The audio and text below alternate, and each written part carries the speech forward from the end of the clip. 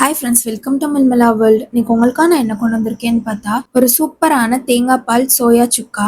ரொம்ப ரொம்ப சூப்பராக இருக்கும். இட்லி, தோசை, சப்பாத்தின்னு எதுக்குனாலும் நீங்கள் வச்சு சாப்பிடலாம். எங்கள் வீட்டில் எண்ணெய் தவிர இது யாருக்குமே மீல் மேக்கர் பிடிக்காது, ஐ மீன் சோயா பிடிக்காது. இவங்களை எப்படிடா சாப்பிட வைக்கலாம்னு யோசிச்சு டிஷ் தான் இந்த ரெசிபி. எங்கள் வீட்டில் பண்ணுற மாதிரியே உங்கள் வீட்லையும் செஞ்சாங்க அப்படின்னா இந்த ரெசிபியை நீங்கள் கண்டிப்பாக ட்ரை பண்ணி பார்க்கலாம். வாங்க அதுக்கு எப்படி செய்யலான்னு பார்க்கலாம். ஒரு மிக்சிங் பவுலில் நான் சோயா சங்க்ஸை ஹாட் வாட்டரில் போட்டு நல்லா பிளான்ச் பண்ணி எடுத்திருக்கேன். இப்போ இது கூடயே ஒரு கப் ஃபுல்லா திக்கான தேங்காய் பால், ½ table spoon turmeric powder, ½ table spoon red chilli powder, 1 table spoon Kashmiri chilli, ½ table spoon சோம்பு பவுடர், 1 டேபிள் ஸ்பூன் மல்லித்தூள், 1 டேபிள் ஸ்பூன் சிக்கன் மசாலா வீட்லயே ப்ரிப்பேர் பண்ணது, அது கூடயே 1 tablespoon ginger garlic paste இதெல்லாத்தையும் போட்டு நல்லா மேரினேட் பண்ணி தனியா வச்சுக்கோங்க. ஒரு 5 to 10 மினிட்ஸ் ரெஃப்ரிஜரேட் பண்ணிக்கோங்க. அதுக்குள்ள நம்ம வெங்காயம் தக்காளியை வதக்கிட்டு வந்துடலாம். அதுக்கு ஒரு அகலமான கடாயில 2 டேபிள் ஸ்பூன் கடலை எண்ணெய் ஊத்திட்டு எண்ணெய் நல்லா ஹீட் ஆனதுக்கு அப்புறம் பிரியாணி ஸ்பைசஸ் எல்லாத்தையும் போட்டு லைட்டா பொரிய விட்டுக்கோங்க. இப்போ இது கூடயே ஒரு வெங்காயத்தை நல்லா ஃபைனா ஸ்லைஸ் பண்ணி எடுத்துட்டு வந்திருக்கேன். அதையும் போட்டு லைட்டா சாட்டே பண்ணிக்கோங்க. இது கூடயே 2 பச்சை மிளகாவும் ஒரு கொத்து கருவேப்பிலையும் போட்டு லைட்டா வதக்கி